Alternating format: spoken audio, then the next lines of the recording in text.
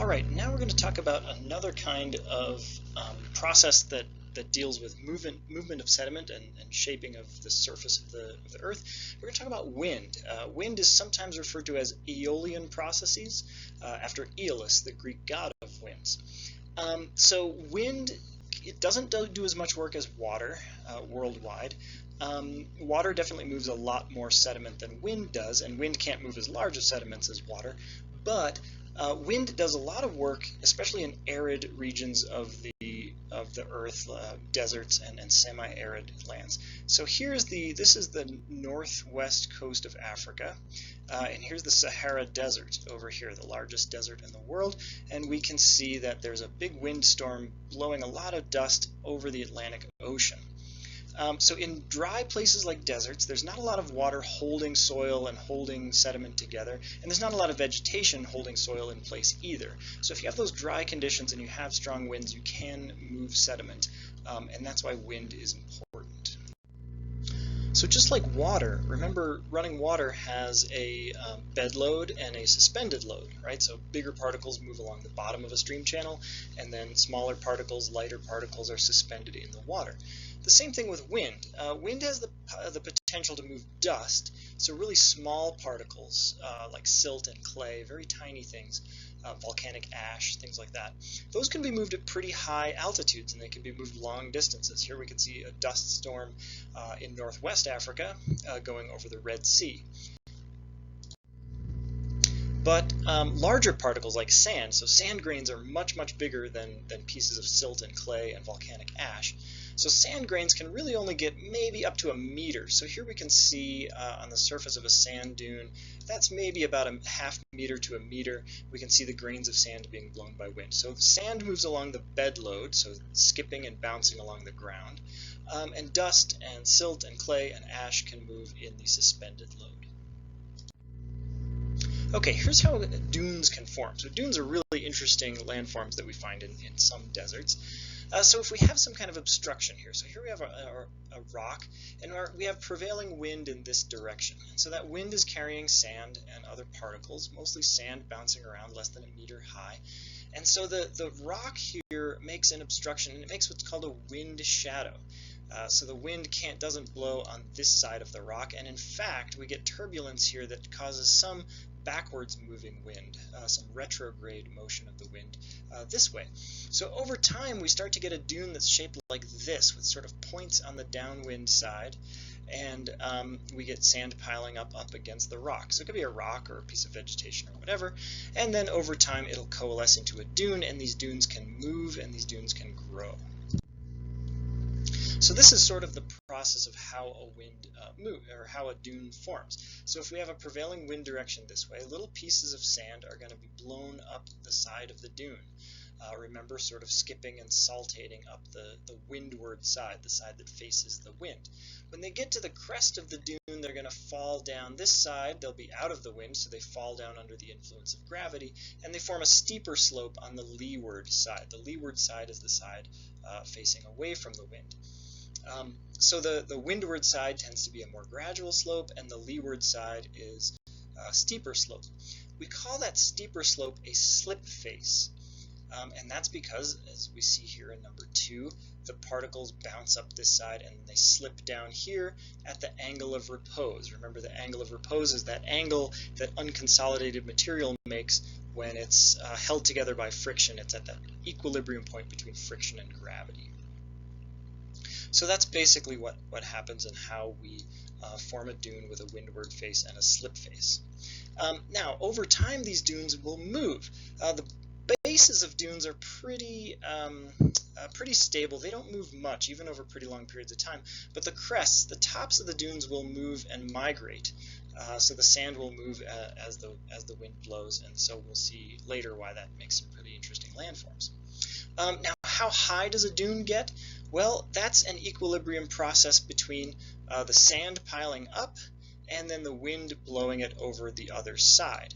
So we know that wind gets higher velocities as you get higher above the surface. So higher altitude winds, these have higher velocities because they're farther away from the ground surface, so they don't have as much friction. Winds down here have lower velocities. They don't move as fast because of the friction of the air moving across the ground. So once you get up to a certain height where the velocity of the wind pushes sediment down the crest of the dune as fast as it pushes it up, then the dune kind of stabilizes at that height. It won't grow any taller.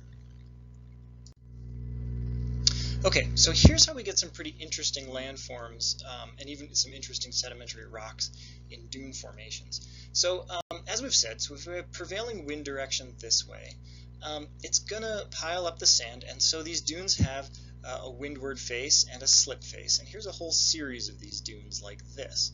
And so what we see, as the sand piles up that way and it slips down the slip face, we get layers of sand kind of accumulating that look like this, right? And those are the bedding planes of the sediment, right? So the bedding planes of the dunes look like that. Now, over time, the tops of these dunes move. So what can happen is the prevailing winds is pushing these things. The crests of some dunes will overlap the bases of other dunes. And so what that causes, if we look at the bedding planes here, there's a slight mismatch between the bedding planes of one dune and the bedding planes underneath it. They're slightly different angle. And so that's called cross bedding. We see bedding planes from different dunes overlapping each other. And then if this gets really dramatic, let's say we have a long time passes and then the prevailing wind changes, and now we tend to have winds coming from this direction, we get really dramatic changes in the bedding planes. So now the current dunes have bedding planes that look like this, and dunes in the past maybe had them looking like this, and in the past they looked like this, and so we get all these interesting zigzag patterns from the overlapping bedding planes in the dunes. And if this sediment piles up long enough and deep enough and compresses the sand at the bottom into sandstone, into sedimentary rock, we get cross-bedded sandstone. So if we look over here in the photograph, we can see all the cross beds in that cliff face. So this was sandstone that was formed in a dune environment, either a desert or a coastal region. Okay, so there's lots of different kinds of dunes, and we have different terms for them. And basically what determines the kinds of dune that something is based on the wind direction and the amount of sand available to form the dunes. So if we look over here, we have wind in one prevailing direction, right? And then we have a sparse amount of sand. We have enough sand to form dunes, but not to form really big dunes. So when that happens, we have Barchan dunes. So the wind direction is this way, and we can see the sand piles up, and you get these sort of crescent-shaped dunes, and the points point in the direction of the wind. These things look like maybe Klingon spaceships or something, and that's because you just have a little bit of sand, and that's the shape they take with one prevailing wind direction. If we have a little more sand and we still just have wind in one direction, we get something over here like this. These are called Barchanoid dunes. So the Barchan dunes kind of coalesce together into ridges of sand, but they still have those points pointing in the direction of the wind. So those are Barchanoid.